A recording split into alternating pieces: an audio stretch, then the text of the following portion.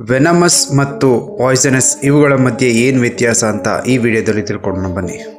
ಸಾಮಾನ್ಯವಾಗಿ ನೀವು ಕೂಡ ವೆನಮಸ್ ಮತ್ತು ಪಾಯ್ಸನಸ್ ಎರಡೂ ಒಂದೇ ಅರ್ಥ ಅಂತ ತಿಳ್ಕೊಂಡಿರ್ತೀರ. ಆದರೆ ಇವೆರಡರ ಮಧ್ಯೆ ತುಂಬಾ ವ್ಯತ್ಯಾಸ ಇದೆ. ಅದೇನು ಅಂತ ನೋಡೋಣ ಬನ್ನಿ. ಒಂದು ಪ್ರಾಣಿಯು ತನ್ನ ದೇಹದಲ್ಲಿ ಇರುವಂತಹ ವಿಷವನ್ನು ಇನ್ನೊಂದು ಪ್ರಾಣಿಗೆ ಕಚ್ಚುವುದರ ಮೂಲಕ ವಿಷವನ್ನು ಇಂಜೆಕ್ಟ್ ಮಾಡಿದ್ರೆ ಅದನ್ನು ವೆನಮಸ್ ಅಂತ ಕರೀತಾರೆ. ಈ ರೀತಿ ವೆನಮಸ್ ಪ್ರಾಣಿಗಳು ಡೈರೆಕ್ಟಾಗಿ ನರ್ವಸ್ ಸಿಸ್ಟಮ್ಗೆ ವಿಷನ ಇಂಜೆಕ್ಟ್ ಮಾಡ್ತವೆ. ಇವಕ್ಕೆ ಇನ್ನೂ ಉದಾಹರಣೆಗಳು ನೋಡೋದಾದರೆ ಚೇಳಾಗ್ಬೋದು.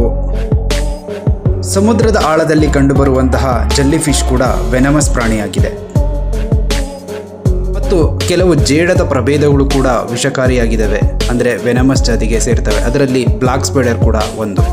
ವೆನಮಸ್ ಪ್ರಾಣಿಗಳಿಗೆ ಇನ್ನೊಂದು ಉದಾಹರಣೆ ನೋಡೋದಾದರೆ ಕೋನ್ ಸ್ನೈಲ್ ಅನ್ನೋದು ಕೂಡ ಒಂದು ವೆನಮಸ್ ಪ್ರಾಣಿ ಅಂತ ಗುರುತಿಸಲಾಗಿದೆ.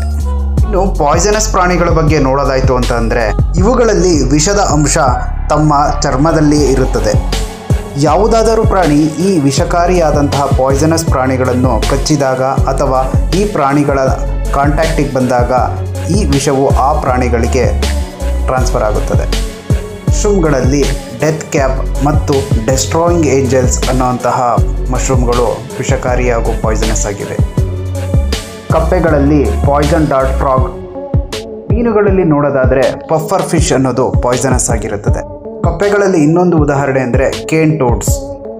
ಮುಖ್ಯವಾಗಿ ನೋಡೋದಾದರೆ ಪಾಯ್ಸನಸ್ ಪ್ರಾಣಿಗಳಲ್ಲಿ ವಿಷವು ಅವುಗಳ ಚರ್ಮದಲ್ಲಿರುತ್ತದೆ ಮತ್ತು ಇವು ವಿಷವನ್ನು ಬೇರೆ ಪ್ರಾಣಿಗಳಿಗೆ ಇಂಜೆಕ್ಟ್ ಮಾಡೋದಿಲ್ಲ. ಈ ಪ್ರಾಣಿಯನ್ನು ಬೇರೆ ಯಾವುದಾದ್ರೂ ಪ್ರಾಣಿ ತಿಂದರೆ ಅಥವಾ ಇವುಗಳ ಕಾಂಟ್ಯಾಕ್ಟಿಗೆ ಬಂದಾಗ ಅದು ವಿಷವನ್ನು ಬಿಡ್ತವೆ.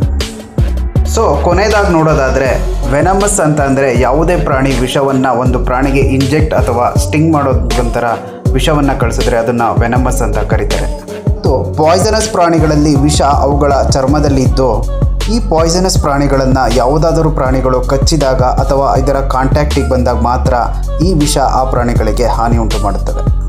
ಈ ವಿಡಿಯೋ ನಿಮಗೆ ಇಷ್ಟ ಆಗಿದೆ ಅಂತ ಭಾವಿಸ್ತೀವಿ. ಈ ವಿಡಿಯೋ ಇಷ್ಟ ಆಗಿದ್ದರೆ ವಿಡಿಯೋಗೆ ಒಂದು ಲೈಕ್ ಮಾಡಿ ಹಾಗೂ ಚಾನಲ್ಗೆ ಸಬ್ಸ್ಕ್ರೈಬ್ ಮಾಡಿ, ಪಕ್ಕದಲ್ಲಿರೋ ಬೆಲ್ ಐಕನ್ ಒತ್ತೋದನ್ನು ಮರಿಬೇಡಿ.